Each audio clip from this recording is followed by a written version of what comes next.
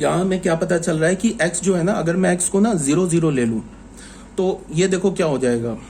पहले तुम ऐसे देखो, अगर मैं इस मैट्रिक्स के हर एक एलिमेंट को 0 0 ले लूँ तो ये अल्फा है, तो मल्टीप्लाई करोगे तो यहाँ से नल मैट्रिक्स, ये भी नल मैट्रिक्स हो जाएगा, इधर भी नल मैट्रिक्स हो जाएगा।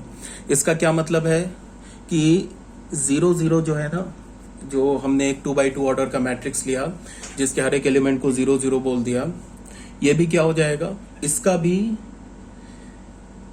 आइडेंटिटी एलिमेंट, इसके लिए भी आइडेंटिटी एलिमेंट क्या हो जाएगा, ये सेट हो जाएगा अल्फा अल्फा अल्फा। ये जो हमारा एलिमेंट है ना, ये एलिमेंट हो जाएगा किसके लिए, अगर हमने x का वैल्यू 0 0 लिया। बट यहाँ पे क्या बोला, x 0 नहीं हो सकता है, ठीक है। बट फिर हमने यहाँ पे क्या चेक किया कि अगर x का वैल्यू, तभी x 0 नहीं हुआ, तभी तो इसको कैंसिल करके अल्फा इज इक्वल टू 1/2 लिखेंगे। बट फिर हमने यहाँ क्या चेक किया कि अगर हमने x का वैल्यू 0 लेंगे तो कोई प्रॉब्लम नहीं है, वो चल जाएगा। इसका क्या मतलब है कि ये जो सेट m है, इस m सेट के हर एक एलिमेंट को अगर मैं इस सेट से मल्टीप्लाई करूं तो क्या मिल जाएगा, वो सेम सेट मिल जाएगा। तो इसका क्या मतलब है कि ये जो सेट हो गया ना, ये हमारा एक आइडेंटिटी एलिमेंट हो गया। तो अल्फा का वैल्यू हमें क्या मिल गया, 1/2। तो आइडेंटिटी एलिमेंट क्या हो गया, a ऑफ 1/2। a ऑफ 1/2 क्या हो गया, 1/2 1/2 1/2 1/2। अब अगर तुम्हें देखना है तो तुम कोई भी रैंडम एलिमेंट उठा लो, मान लो a ऑफ हमने 1 उठा लिया, इसको मल्टीप्लाई किया a ऑफ 1/2 के साथ, ये आ जाएगा हमारे पास a ऑफ 1 और ये a of 1/2 into a of 1, ये इक्वल होगा। करके देख लेना, चलो मैं कर देता हूँ, 1 1 1 1, इसको कैलकुलेट कर देता हूँ, 1/2 1/2 1/2 1/2, क्या होगा 1/2 प्लस 1/2, 1 आ जाएगा, ये आ जाएगा 1 1, सेम सेट आ गया ना। इसको भी कैलकुलेट करो, ये भी यही आ जाएगा। यहाँ पे तुम क्या है कि जैसे हमने 2 by 2 ऑर्डर का मैट्रिक्स लिया ना, x x x x, इसमें तुम x की जगह कोई भी रियल नंबर ले लो, एनी रियल नंबर, 0 भी ले लो, उसको अगर तुम मल्टीप्लाई कर दोगे ना 1/2 1/2 1/2 और 1/2 से, तो ये सेम आ जाएगा, किसके इक्वल आ जाएगा, या फिर इसको तुम ऐसे भी बोल सकते हो 1/2 1/2 1/2 1/2, ऐसे कर लो, ठीक है। तो इसका क्या मतलब हो गया, each and every element of set m के cross, each and every element of set m कोई भी हमने उठा लिया, उसको हमने मल्टीप्लाई किया a ऑफ अल्फा से, तो क्या मिल जाएगा, वो सेम एलिमेंट। इसका क्या मतलब है कि a of alpha that is a of 1/2 is the identity element, ठीक है। अब फिर मैंने क्या बोला था कि अगर कोई ई आइडेंटिटी एलिमेंट है किसी सेट पे, अगर मैंने बोल दिया कैपिटल सेट ए है, उसमें ई आइडेंटिटी एलिमेंट है, इसका क्या मतलब है, उस सेट का तुम कोई भी एक एलिमेंट उठाओ, उसको तुम ई के साथ स्टार बाइनरी ऑपरेशन लो, तो हमें क्या मिलना चाहिए, सेम एलिमेंट, मतलब ए स्टार ई और ई स्टार ए के इक्वल होना चाहिए, जो कि यहाँ पे हमने प्रूफ कर दिया, ठीक है। अब क्या है हमारे पास कि हमें क्या प्रूफ करना है, हमें क्या फाइंड आउट करना है, इनवर्स निकालना है। तो फिर हमें पता है कि ये तो पॉसिबल है नहीं कि अगर किसी सेट पे मैं कोई बाइनरी ऑपरेशन लगाऊं तो उस सेट का हर एक एलिमेंट इन्वर्टेबल हो, कुछ एलिमेंट हो सकता है इन्वर्टेबल हो, कुछ ना हो, ये भी पॉसिबल है कि कोई ना हो, ये भी पॉसिबल है कि सारे एलिमेंट इन्वर्टेबल हो जाए। तो हमें बेसिकली क्या चेक करना है, ये चेक करना है कि ये जो सेट M है, इसके कितने एलिमेंट्स इन्वर्टेबल हैं, या ऐसा तो नहीं है कि कोई भी एलिमेंट इन्वर्टेबल नहीं है, या फिर सारे एलिमेंट्स इन्वर्टेबल है, ये चेक करना है। तो उसके लिए हमने क्या किया कि फिर a ऑफ y कोई भी जनरल एलिमेंट हमने उठा लिया, किस सेट का, m सेट का, इसको हमने बोल दिया कि ये जो है ना a ऑफ y का इनवर्स a ऑफ x है, हमने बोल दिया। तो इसका क्या मतलब हुआ, a of y into a of x is equal to a of x into a of y, किसके इक्वल होना चाहिए, a ऑफ 1/2 के इक्वल होना चाहिए। तो हमने यहां से फिर एक इक्वेशन बना ली, ऐसे बना ली हमने इक्वेशन। तो यहां से जब हमने इक्वेशन बनाई, इसको सॉल्व किया, तो हमें y का वैल्यू क्या मिला, 1/4x। अब सोचो डिनोमिनेटर में क्या आ गया, x आ गया, तो x तो 0 नहीं हो सकता है। इसका क्या मतलब हुआ कि इस सेट M के सारे एलिमेंट इन्वर्टेबल है, सिर्फ एक एलिमेंट को छोड़ के। कौन सा एलिमेंट, 0 0 0 0, जो मैट्रिक्स बनेगा ना 0 0 0 0, ये वाला इन्वर्टेबल नहीं है, बाकी सारे इन्वर्टेबल है। समझ में आ रही है बात? तो ए ऑफ वाई क्या मिल गया हमें? 1/4x। तो x तो 0 नहीं ले सकते। इसका क्या मतलब हुआ कि ए ऑफ एक्स क्या है हमारा? ए ऑफ एक्स है हमारा, इसका इनवर्स हमने ये माना है ना, तो इसका क्या मतलब हुआ कि ये x की जगह तुम कोई भी रियल नंबर ले लो, सबका इनवर्स एग्जिस्ट कर जाएगा। वो किसके इक्वल होगा? 1/4x 1/4x 1/4x 1/4x। But अगर तुमने x का वैल्यू 0 लिया तो a ऑफ 0 का इनवर्स एग्जिस्ट नहीं करेगा। इसका क्या मतलब है? इसको तुम ऐसे समझो। इसका मतलब ये है कि हमने कोई भी एलिमेंट उठा लिया, ए ऑफ मान लो हमने उठा लिया 1/3 उठा लिया, ठीक है। तो ये ए ऑफ 1/3 ये क्या हमारा एलिमेंट है किसका? सेट एम का। और ए ऑफ 1/3 किसके इक्वल है? 1/3 1/3 1/3 1/3। तो ये एलिमेंट है ना सेट एम का, तो इसका इनवर्स एग्जिस्ट कर रहा है। इसका इनवर्स क्या होगा? इसका जो इनवर्स होगा 1/4 इंटू एक्स। एक्स का काम क्या कर रहा है? 1/3। इसका मतलब क्या होगा? ए ऑफ 3/4। ये इसका इनवर्स होगा। ये इसका मतलब ये होगा 3/4 3/4 3/4 एंड 3/4। ये इसका इनवर्स हो जाएगा, ये गारंटी है। देख लो, ए ऑफ 1/3 इंटू ए ऑफ 3/4, इसको मल्टीप्लाई करो, ये क्या हो जाएगा? 1/3 1/3 1/3 1/3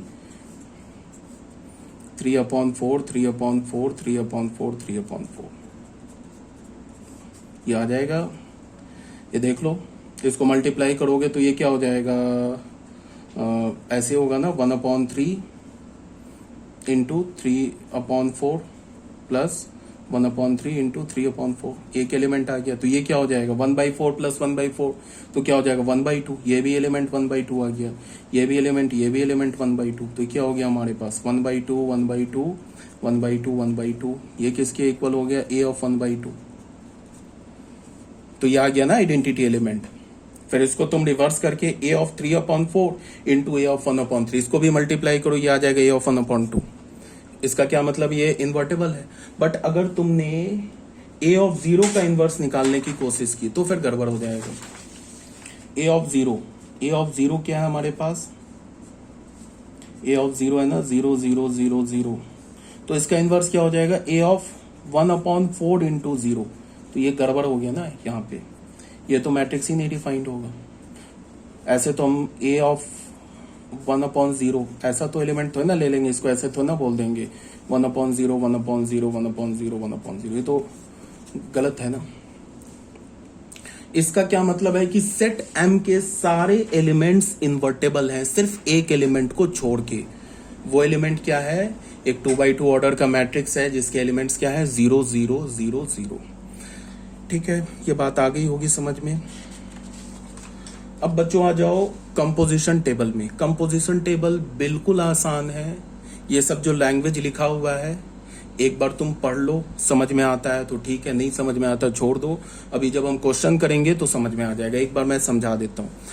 कंपोजिशन टेबल में क्या होता है कि हम लोग जिस सेट पर बाइनरी ऑपरेशन अप्लाई करते हैं ना, उस सेट का इमेज निकालते हैं। किसके थ्रू निकालते हैं? टेबल के थ्रू निकालते इमेज। तो उस टेबल को हम क्या बोलते हैं? कंपोजिशन टेबल बोलते हैं। इसका क्या मतलब है कि हमने एक सेट ले लिया A1 A2 A3 से AN, कोई जनरल सेट ले लिया, फाइनाइट सेट ले लिया, और उस पर हमने एक स्टार बाइनरी ऑपरेशन अप्लाई कर दिया। तो फिर हम क्या करेंगे? एक ऐसे टेबल बना लेंगे। ये सारे एलिमेंट जो है ना सेट ए के, उसको ऐसे क्या हम हॉरिजॉन्टल रखेंगे, फिर ऐसे वर्टिकल रखेंगे, फिर उसके बाद ऐसे हमने क्या बॉक्स बना लिए। उसके बाद क्या है कि जब इसका क्या मतलब हुआ? A1 और A1 कॉमा A1 ये S क्रॉस S का एलिमेंट होगा। तो A1 कॉमा A1 का इमेज क्या होगा? A1 star A1। A1 comma A1 S cross S का एलिमेंट होगा ना, मतलब स्टार बाइनरी ऑपरेशन के डोमेन का एलिमेंट होगा। ठीक है, तो A1 क्रॉस A1 का A1 कॉमा A1 ये जो हमारा ऑर्डर्ड पेयर मिला, ये तो S क्रॉस S के डोमेन का एलिमेंट हो गया। तो इसका इमेज क्या होगा? A1 star A1। तो ये A1 कॉमा A1 मतलब A1 comma A1 ordered pair का इमेज क्या, A1 स्टार A1। फिर एक हमें S क्रॉस S का एलिमेंट क्या होगा, A1 कॉमा A2 एक ऑर्डर्ड पेयर आएगा। तो A1 comma A2 ordered pair का इमेज क्या होगा, A1 स्टार A2, तो वो उसका इमेज आ गया। ऐसे ही करके सब लिखा हुआ है। अब हमें ये खोजना है कि AJ का AJ और यहां से गए AI, तो AJ कॉमा AI, ऐसे भी बोल सकते AJ और AI कोई भी दो एलिमेंट है सेट S का, ठीक है। या हम ऐसे बोले AJ कॉमा AI ये स्टार बाइनरी ऑपरेशन के डोमेन का एलिमेंट है, ordered pair AJ comma AI। तो AJ कॉमा AI का इमेज क्या होगा, AJ स्टार AI, ठीक है। तो उसका इमेज कैसे होगा, AJ को यहाँ कहाँ लिखेंगे, AJ को हम ऐसे करके इसमें बढ़ेंगे, रो के की ओर बढ़ेंगे, यहाँ से AI को हमने क्या करेंगे, कॉलम की ओर बढ़ेंगे, जो उसका क्रॉस होगा ना उसी पे इसका इमेज लिख देंगे। तो ये तो हमारा क्या हो गया, हमने डिफाइन किया कि हम जो S क्रॉस S के जो डिफरेंट एलिमेंट्स आ रहे हैं ना उसके इमेज को हम कैसे लिखते हैं, ये हमने डिफाइन किया, ठीक है। यहां तक आ गई होगी बात समझ में। फिर AN कॉमा AN ये S क्रॉस S का एलिमेंट होगा, तो इसका इमेज क्या होगा, AN स्टार AN, वो यहां पे आ गया।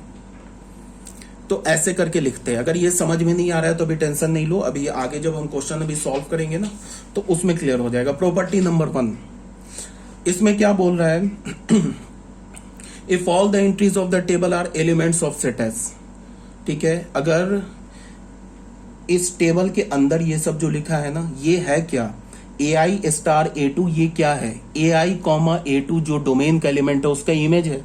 तो ये AI स्टार A2 किस में मिलना चाहिए, सेट एस में मिलना चाहिए ना। कोडोमेन से बाहरी में तो थोड़े ना, कोडोमेन से बाहरी में तो जाता नहीं है। फिर ये AJ स्टार A2 क्या है, ये AJ स्टार A2 जो है ये है क्या, ये तो AJ कॉमा A2 ये जो ऑर्डर्ड पेयर है ना, जो बाइनरी ऑपरेशन है, स्टार बाइनरी ऑपरेशन का जो डोमेन का एलिमेंट है AJ कॉमा A2, उसका इमेज क्या है, AJ स्टार A2। अब ये AJ स्टार A2 किस में मिलना चाहिए, ये भी तो सेट एस में मिलना चाहिए, बिकॉज सेट एस है ना हमारा कोडोमेन। तो इसका मतलब क्या है कि ये जितने भी एंट्रीज लिखे हुए हैं ना ये सारे एंट्रीज क्या होने चाहिए, सेट एस में होना चाहिए। अगर इसमें से कोई भी एक एंट्री सेट एस से बाहर चला गया तो इसका मतलब क्या हो गया, मान लो कि ये सेट एस का एलिमेंट नहीं है, इसका मतलब क्या हो गया, AJ कॉमा AI ये जो ऑर्डर्ड पेयर है इसका इमेज कोडोमेन से बाहर मिल रहा है, तब तो ये फिर स्टार हमारा फंक्शन ही नहीं होगा, इसका मतलब फिर बाइनरी ऑपरेशन ही डिफाइन नहीं होगा, ठीक है। तो यही बात बोल रहा है, if all the entries of the table are element of set S, ये जितने भी होने चाहिए ना एलिमेंट लिखे हुए ना ये सेट एस के एलिमेंट होने चाहिए। And each element of S के सारे element appear once and only once in each row and in each column, then the operation is a binary operation. अब ये क्या बोला, ये जो दिख रहा है ना यहां से यहां तक इसके हर एक एलिमेंट क्या होने चाहिए, सेट एस के एलिमेंट होने चाहिए।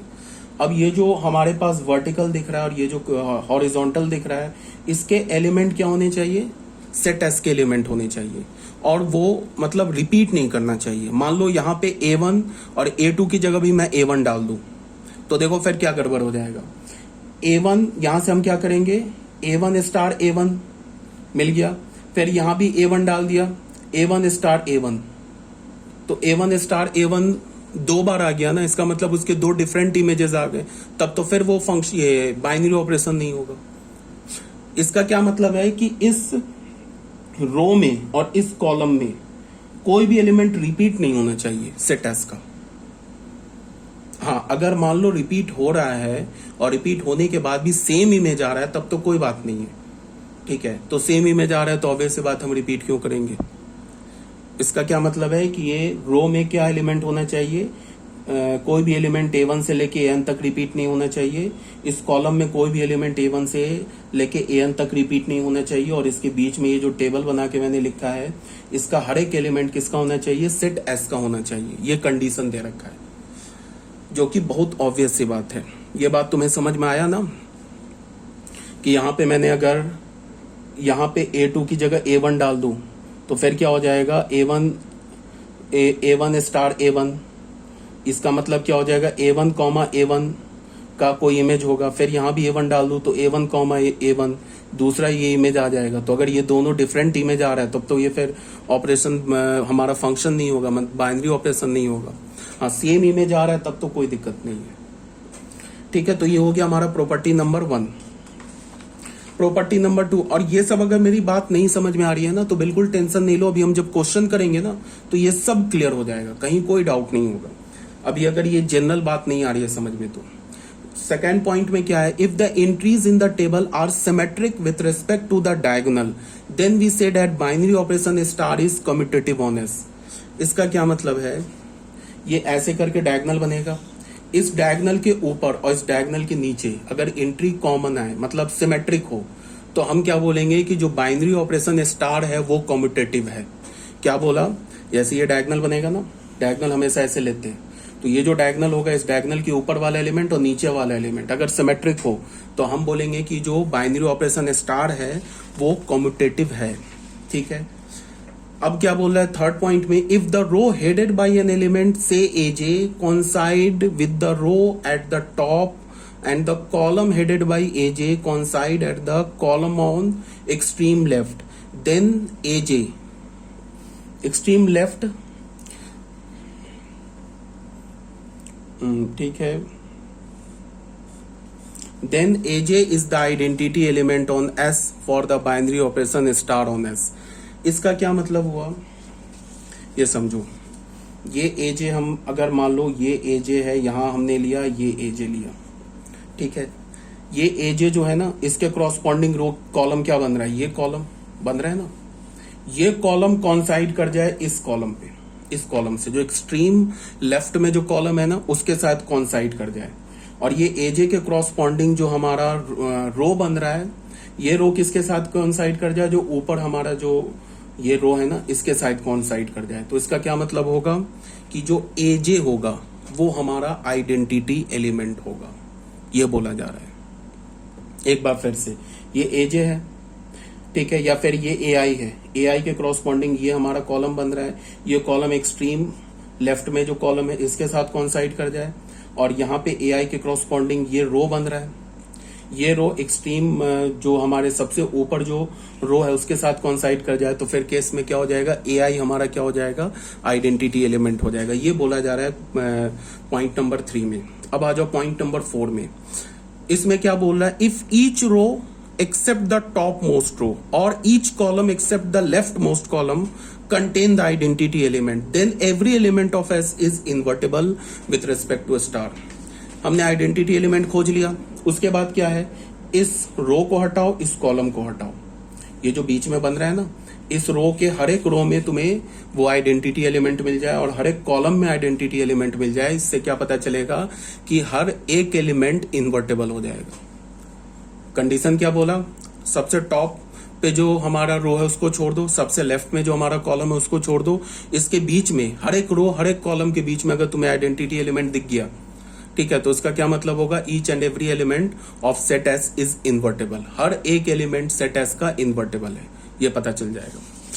उसके बाद क्या, फिफ्थ में क्या बोल रहा है, अब इनवर्स कैसे निकालेंगे, ये बोल रहा है to find the inverse of an element, किसी इनवर्स निकालना है किसी एलिमेंट का, से ए आई, ए आई कोई एलिमेंट है सेट एस का, उसका हमें चाहिए इनवर्स क्या है। We consider row column headed by a i, या तो हमें क्या करना है, ए आई का रो ले लो, ए आई का कॉलम ले लो, कोई भी एक ले लो, then we determine the position of the identity element e in this row और column. If e appears in the column और row headed by a j then a i and a j are inverse of each other. नहीं आया होगा समझ में, अभी समझाता हूं। मान लो कि ये ए आई एलिमेंट का हमें क्या करना है, इनवर्स निकालना है, तो हम क्या करेंगे, या तो तुम ए आई रो से निकाल सकते हो, कॉलम से निकाल सकते हो, किसी से भी। हम मान लो रो से निकालना चाहते हैं तो हम ऐसे बढ़ते गए, हमें पता चल गया कि यहाँ पे पहले तो मैंने क्या बोला कि अगर हर एक रो इस कॉलम और इस रो को छोड़ के बाकी सब में आइडेंटिटी एलिमेंट एग्जिस्ट कर रहा है हर एक रो कॉलम में, तो फिर क्या होगा, वो इन्वर्टेबल हो जाएगा हर एक एलिमेंट। अब अगर हमें पता चल गया इन्वर्टेबल है तो एलिमेंट का इन्वर्स कैसे निकालेंगे, मान लो ए आई का हमें इन्वर्स निकालना है, इसका एलिमेंट निकालना है, तो या तो रो तुम चुन लो या तो कॉलम चुन लो, किसी एक को ले लो, इन्वर्स आ जाएगा। यहां से मान लो रो से हम गए रो में आगे बढ़ते गए यहाँ पे हमें ये मिल गया क्या, इसका ये मान लो आइडेंटिटी एलिमेंट लिखा, बस यहीं पे रुक गए। ठीक है, इसके ऊपर अब गए, इसके ऊपर गए, देखिए ये कौन सा आ रहा है, एजे। तो इसका क्या मतलब है कि ये जो एजे का इनवर्स क्या हो जाएगा, ये एआई, और एआई का इनवर्स क्या हो जाएगा, एजे। समझ रहे हो बात को। अब अगर मान लो एक तो ये रो वाइज मैंने बता दिया, कॉलम वाइज अगर हमें कॉलम वाइज भी तुम निकाल सकते हो एआई का इनवर्स। जैसे एआई है, इसके क्रॉसपॉन्डिंग कौन सा है, कौन सा कॉलम हेडेड है, मतलब इसके क्रॉसपॉन्डिंग कौन सा कॉलम है, ये कॉलम है। तो यहां से हम आगे बढ़े, यहां हमें दिख गया क्या, रे ये तो आइडेंटिटी एलिमेंट है, और ये आइडेंटिटी एलिमेंट है, तो उसके क्रॉसपॉन्डिंग रो में आके देख लिया कौन सा एलिमेंट है, एजे। तो इसका मतलब एआई का इनवर्स क्या हो गया, एजे। और यहाँ पे देख लो, अगर ये आइडेंटिटी एलिमेंट मैंने इसको बोला है तो एजे स्टार एआई और एआई स्टार एजे इक्वल होना चाहिए। ठीक है, ये बात आ गई समझ में। अभी भी अगर नहीं समझ में आया, नो टेंशन, अब आ रहे हैं क्वेश्चन में। अब फाइनल, अभी तो हमने जनरल एक कंपोजिशन टेबल बनाया था ना, इसमें हम लोग क्या करेंगे, कुछ एग्जांपल्स लेंगे, उसके कंपोजिशन टेबल बनाया मैंने, उससे क्लियर हो जाएगा, बिल्कुल कोई टेंशन नहीं लेना है। सबसे पहले एक बाइनरी ऑपरेशन जिसको हम क्या बोलते हैं, एडिशन मॉडुलो एन। ठीक है, ये हमारा एक बाइनरी ऑपरेशन है। इसमें हमने क्या बोला, ध्यान से सुनो। एक हमने स्मॉल एन पॉजिटिव इंटीजर ले लिया। स्मॉल एन क्या लिया, पॉजिटिव भी होना चाहिए, इंटीजर भी होना चाहिए, वन को क्या होना चाहिए, ग्रेटर देन वन। ठीक है, इसका मतलब कि ऐसे बोलो कि वन को छोड़कर तुम कोई भी पॉजिटिव इंटीजर ले लो, 2 ले लो, 3 ले लो, 4 ले लो, कुछ भी ले लो। उसके बाद एक हमने set z of n define किया। तो z ऑफ n स्टार्ट कहां से होगा, 0 से लेके कहां तक जाएगा, n-1 तक जाएगा।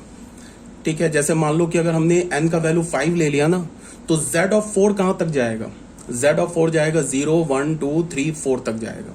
अगर हमने n का वैल्यू 10 ले लिया तो z ऑफ 10 कहां तक जाएगा, 0 से लेके 9 तक। ठीक है, then we define addition modulo n। Addition modulo n क्या करते हैं, डेट इज, ऐसे एडिशन मॉडुलो n को क्या करते हैं, प्लस लिखते हैं बड़ा सा, उसके नीचे छोटा सा n लिखते हैं। इसका मतलब क्या है, ये एडिशन मॉडुलो n है। अब ये बाइनरी ऑपरेशन को कैसे डिफाइन करेंगे, अगर हमने बोला ना a एडिशन मॉडुलो b, इसका क्या मतलब हुआ, least non negative remainder when a plus b is divided by n। मतलब सबसे छोटा नॉन निगेटिव, ऑब्वियस सी बात है, निगेटिव रिमाइंडर जो होता है, अगर हमने 2 पॉजिटिव नंबर लिया तो रिमाइंडर कभी भी निगेटिव नहीं होता है, रिमाइंडर तो हमेशा पॉजिटिव होता है, चाहे तुम निगेटिव को भी डिवाइड करो, रिमाइंडर इज ऑलवेज पॉजिटिव। तो इसका क्या मतलब हुआ, a addition modulo n, b को हम क्या बोलेंगे, जब a और b को ऐड करोगे ना, तो जो उसका रिमाइंडर आएगा उसी रिमाइंडर को हम क्या बोलेंगे, a, b का इमेज। a, b क्या होगा, a, b zn cross zn का के डोमेन का इमेज एलिमेंट होगा। a, b जो आएगा वो क्या होगा, zn। अगर हमने zn पर addition modulo binary operation apply किया है, तो एडिशन मॉडुलो बाइनरी ऑपरेशन का जो डोमेन होगा वो क्या होगा, zn क्रॉस zn होगा। तो इस zn क्रॉस zn का एलिमेंट क्या होगा, ऑर्डर्ड पेयर में होगा। तो ऑर्डर्ड पेयर में 2 नंबर होंगे, मान लो कि उस ऑर्डर्ड पेयर एक हमने उठा लिया, ऑर्डर्ड पेयर a, b, तो उस ऑर्डर्ड पेयर a, b का इमेज क्या होगा, जब उन दोनों ऑर्डर्ड पेयर के एलिमेंट को ऐड करोगे और फिर किससे डिवाइड करोगे, n से डिवाइड करोगे, जो रिमाइंडर आएगा वो ऑर्डर्ड पेयर a, b का इमेज होगा। ठीक है, तो एग्जांपल देख लो, 7 और 6, इस पर अगर हमने एडिशन मॉडुलो 5 लिया, तो सबसे पहली बात क्या है कि 7, 6 डोमेन का एलिमेंट है। तो 7 और 6 पर अगर हमने एडिशन मॉडुलो 5 लिया, तो हमें क्या करना होगा, 7 प्लस 6 क्या होता है, 13, 13 को 5 से डिवाइड करोगे क्या होगा, 3। तो इसका मतलब क्या हुआ, 7, 6 जो एक ऑर्डर्ड पेयर है, जो डोमेन का एलिमेंट है, उसका इमेज क्या हो गया, 3, 6। और एक बात और, 7 यहां लिखा, 6 यहां लिखा, इसका मतलब कि 7, 6 ऑर्डर्ड पेयर के इमेज की बात कर रहे हैं। 6 प्लस 7 करेंगे तो 6, 7 ऑर्डर्ड पेयर जो आ रहा है ना, उसके इमेज की बात कर रहे हैं। तो इस केस में 7, 6 ऑर्डर्ड पेयर का इमेज और 6, 7 ऑर्डर्ड पेयर का इमेज क्या होगा, सेम होगा। वो दोनों किसके इक्वल होगा, 3 के इक्वल होगा। अब 6, 8 ऑर्डर्ड पेयर का इमेज क्या होगा, वो होगा 6, 8 जो ऑर्डर्ड पेयर है ना, उसका इमेज क्या होगा। ऐसे भी लिख सकते हैं ना हम, इसके लिए हमने 10 से ना, ऐसे भी लिख सकते हैं 10, 6, 8। इसका मतलब इसका इमेज क्या होगा, 6, ये क्या होगा, 6 + 8 क्या होगा 14, 14 को हम किससे डिवाइड करेंगे 10 से, तो रिमाइंडर क्या होगा 4, तो उसका इमेज 4 आ जाएगा। ठीक है, अब ये आगे बात समझ में। द कंपोजिशन टेबल, अब थर्ड में हम क्या कर रहे हैं, एक कंपोजिशन टेबल बना रहे हैं, किसमें, Z5 पर। तो Z5 पर इसका क्या मतलब है, n का वैल्यू हमने क्या लिया है 5, तो हमारा जो Z5 सेट होगा वो उसके एलिमेंट क्या होंगे 0 1 2 3 4 5 तो हो नहीं सकते, तो ये हमारा Z5 ये हमारा सेट हो गया। अब इस पर देखो कंपोजिशन टेबल हमने बनाया, तो क्या किया 0 से लेके 4 तक पहले रो में रख लिया, फिर हमने क्या किया कॉलम में रख लिया। उसके बाद क्या करेंगे, ये 0,0 जो कि Z5 जो हमारा एडिशन मॉडलो 5 है, इसका क्या है डोमेन है, 0,0 ऑर्डर पेयर आएगा ना। अगर मैंने एडिशन मॉडलो 5 बोला Z5 पर, तो इस एडिशन मॉडलो 5 का डोमेन क्या होगा Z5 क्रॉस Z5, तो Z5 क्रॉस Z5 का एलिमेंट क्या होगा ऑर्डर पेयर में होगा, तो उस ऑर्डर पेयर में 0,0 भी आएगा ना। तो 0,0 का इमेज क्या है, वो है 0। 0 + 0 क्या होगा 0, 0 को 5 से डिवाइड करोगे क्या आ जाएगा 0, सॉरी 0 को 5 से डिवाइड करो रिमाइंडर क्या होगा 0। हमें पता है ना कि 1 को अगर मैं 4 से डिवाइड करूं तो रिमाइंडर क्या होगा 1 1। अगर हमारा कोशिएंट बड़ा है और डिविडेंड छोटा है, तो फिर रिमाइंडर क्या होता है, किसके इक्वल होता है, डिविडेंड के इक्वल होता है। अगर मैं बोलूं कि 1 को मैंने 4 से डिवाइड किया तो रिमाइंडर क्या होगा 1। अगर मैं बोलूं कि 2 को मैंने 4 से डिवाइड किया तो रिमाइंडर क्या होगा 2, 3 को 4 से डिवाइड किया रिमाइंडर 3, 4 को 4 से डिवाइड किया रिमाइंडर 0, 4 को 5 से डिवाइड किया रिमाइंडर 1। तो 0 + 0 उसको हमने 5 से डिवाइड किया, क्या हो गया 0 + 0 0, 0 को 5 से डिवाइड किया तो हमें क्या मिलेगा रिमाइंडर 0। तो ये 0,0 ऑर्डर्ड पेयर का इमेज क्या आ गया 0। इसी तरह से हमने लिख लिया 0 + 1 = 1, 1 को 5 से डिवाइड किया रिमाइंडर क्या हो गया 1। तो ऐसे करके हमने सारे टेबल बना लिए। अब तुम टेबल को ध्यान से देखो, ये इसका डायगोनल है, ये जो दिख रहा है ना, ये इसका डायगोनल एलिमेंट दिख रहा है, ये देखो यार ये रेड पेन कहाँ गया, ये इसका डायगोनल एलिमेंट है देखो।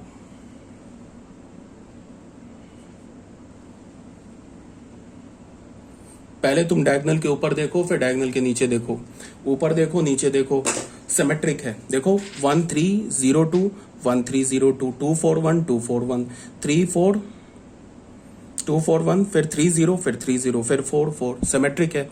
इसका मतलब क्या है कि ये जो बाइनरी ऑपरेशन है वो कम्यूटेटिव है, ये बात हमें पता चल गया।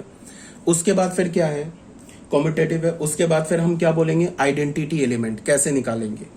तो आइडेंटिटी एलिमेंट के लिए हमने क्या देखा कि ये जो 0 दिख रहा है ना, इस 0 के नीचे जो ये रो दिख रहा है, सॉरी कॉलम जो है ना 0 1 2 4, ये इसके साथ कॉन्साइड कर गया ना, ये दिख रहा है इसके साथ कॉन्साइड कर गया, एक्सट्रीम लेफ्ट कॉलम के साथ कॉन्साइड कर गया। फिर ये जो 0 दिख रहा है ना, इसके साथ जो तुम्हें रो दिख रहा है ये 0 1 2 3 4, ये इसके साथ कॉन्साइड कर गया, जो सबसे ऊपर रो है। इसका मतलब क्या हो गया, ये जो 0 है ना, ये 0 ये आइडेंटिटी एलिमेंट हो गया, यही बोला गया था। ठीक है, आइडेंटिटी एलिमेंट कैसे हमें पता चला, 0 के क्रॉसपॉन्डिंग हमने रो देखा तो रो हमें क्या दिख गया, ऊपर वाला रो दिख गया।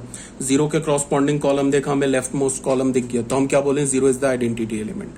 फिर हमने क्या देखा, डायगोनल के अबाउट सिमेट्रिक है, तो हमने क्या बोला कि this binary operation is commutative. हमने बाइनरी ऑपरेशन को क्या बोल दिया, कम्यूटेटिव बोल दिया।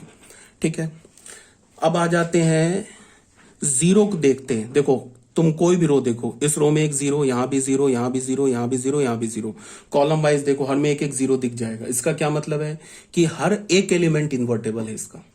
अब इनवर्स कैसे निकालेंगे, मान लो 2 का इनवर्स निकालना है, तो 2 का इनवर्स तुम रो वाइज भी निकाल सकते हो, 2 का इनवर्स कॉलम वाइज भी निकाल सकते हो।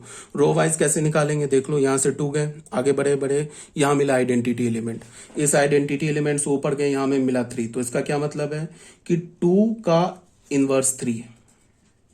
ठीक है, अब अगर हम कॉलम से निकालना चाहते हैं इनवर्स, तो यहां पे 2 है, कॉलम वाइज बढ़े, यहां आइडेंटिटी एलिमेंट दिखा, तो इसके आगे गए तो 2 का इनवर्स 3 है, कहीं से निकाल लो।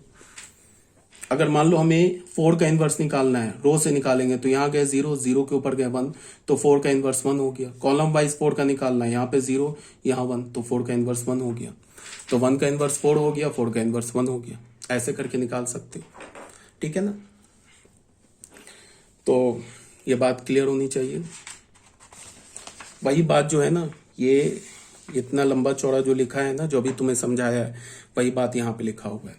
एक सबसे इंपॉर्टेंट बात की जो कंपोजिशन टेबल होता है, उसे हमें क्या क्या उससे इंफॉर्मेशन मिलता है। उससे हमें एक इंफॉर्मेशन तो ये मिलता है कि बाइनरी ऑपरेशन है या नहीं है। ऐसा भी तो होगा नहीं ना कि हम कोई भी एक सेट ले लें और कोई भी रूल बता दे, उस रूल के क्रॉसपॉन्डिंग वो हमें एक फंक्शन मिल जाए। ऐसा भी हो सकता है कि डोमेन का इमेज को डोमेन से बाहर हो जाए, तो फिर वो हमारा बाइनरी ऑपरेशन ही नहीं होगा। तो वो कैसे पता चलेगा कि टेबल के हर एक एलिमेंट, जैसे ये हमने टेबल बनाया ना, मान लो जैसे ये टेबल बनाया, इस टेबल का जो यहां से यहां तक जो एलिमेंट मिला है, ये देखो यहां से लेके यहां तक जो भी एलिमेंट हमें मिला है ना, ये सारे एलिमेंट किस सेट का है? सेट इसी सेट का तो है।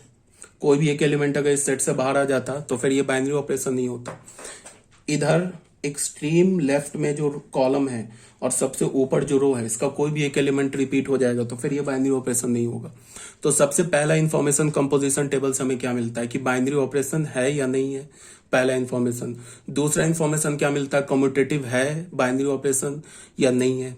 तीसरा क्या इंफॉर्मेशन मिलता है, आइडेंटिटी एलिमेंट हम खोज लेते हैं। चौथा इंफॉर्मेशन क्या है, हर एक एलिमेंट का इनवर्स भी निकाल लेते हैं। बट बाइनरी ऑपरेशन एसोसिएटिव है या नहीं है, ये कंपोजिशन टेबल से हमें नहीं पता चलता है। इसके लिए हमें क्या करना होगा, या तो जनरल चेक करना होगा, या अगर मान लो कोई किसी सेट, कोई फाइनाइट सेट, जैसे यहाँ पे फाइनाइट सेट है ना, इसमें 4 एलिमेंट दे रखे हैं, तो इसके क्रॉसपॉन्डिंग हमें चेक करना होगा। मतलब हमें मैनुअली चेक करना होगा कि एसोसिएटिव है या नहीं है, या फिर जनरल चेक करना होगा रूल देख के।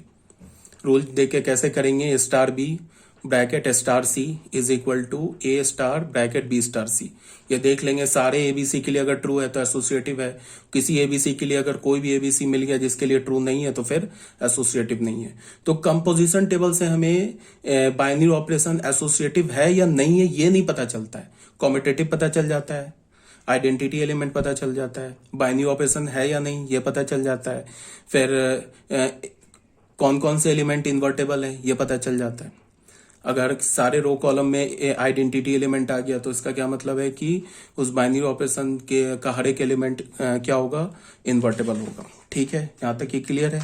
यही बात लिखा हुआ है, we observe the following point, all the entry of the table are the element of Z5, so plus is a binary operation. The table is symmetric with respect to principal diagonal, therefore addition modulo 5 is a commutative binary operation. फिर the row headed by 0 coincide with the topmost row and the column headed by 0 coincide with the leftmost column, so 0 is the identity element. Each row consists the identity element, so every element of Z5 is invertible. फिर inverse वगैरह निकाल लिया। 5th point में हम क्या कर रहे हैं, दिखा रहे हैं इसको। अब हमें देखना है कि ये एसोसिएटिव है या नहीं। तो अगर नहीं एसोसिएटिव है तो उसके क्रॉसपॉन्डिंग एक भी काउंटर एग्जांपल अगर हमें मिल गया तो फिर वह एसोसिएटिव नहीं होगा। तो हमें चेक करना होगा, 1 3 5 3 एलिमेंट उठाया, तो इस पर हमें पहले 1 और 3 पर एडिशन मॉडुलो 5 अप्लाई किया, फिर यहां से हमें 4 मिल गया, फिर 4 और 4 पर एडिशन मॉडुलो 5 अप्लाई किया तो हमें 3 मिल गया। फिर हमने क्या किया, ऐसे करके 1 एडिशन मॉडुलो 5 3 एडिशन मॉडुलो 5 4, इसको भी हमें 3 मिल गया, तो यहां से दोनों वैल्यू सेम आ गया। तो ये हमें चेक करना होगा। तो अब बोलोगे कितना चेक करेंगे, तो हमें क्या होगा, हर एक 3 एलिमेंट के लिए हमें चेक करना होगा, हर एक 3 के लिए चेक करना होगा ना। तो टोटल सेट में कितने एलिमेंट्स हैं, टोटल सेट में तो 4 एलिमेंट है, तो कितने कॉम्बिनेशन बनेंगे एलिमेंट के, 4C3 कॉम्बिनेशन बनेंगे। तो क्या मतलब हुआ, 4C1 4 कॉम्बिनेशन बनेंगे। 4 कॉम्बिनेशन चेक कर लो। अगर ये 4 कॉम्बिनेशन में, 4 कॉम्बिनेशन का मतलब क्या है कि 4 एलिमेंट है ना, 2 2 4 5 एलिमेंट है यार, 5C3 बनेगा। तो क्या हो जाएगा, 5C2 5C2 क्या होगा, 5/2 4/1, 10 कॉम्बिनेशन बनेंगे। कोई भी 3 एलिमेंट उठाओगे ना एसोसिएटिव चेक करने के लिए, या 10 ये कोई भी 3 उठाओगे तो कितनी बार हमें लेना होगा, 3 एलिमेंट 10 बार लेना होगा। फिर उसको एसोसिएटिव चेक करो, एसोसिएटिव चेक करो, अगर सब इक्वल आ जाए तो एसोसिएटिव है, नहीं आए तो नहीं है। या फिर अगर मान लो कि जनरल भी चेक कर सकते हो, कोई भी 3 एबीसी उठा लो और फिर उस पे A star B star C और A star B star C ऐसे करके चेक कर लो, वहां से पता चल जाएगा एसोसिएटिव है या नहीं। कहने का क्या मतलब है कि कंपोजिशन टेबल से हमारा बाइनरी ऑपरेशन एसोसिएटिव है या नहीं है, ये हमें नहीं पता चलता है।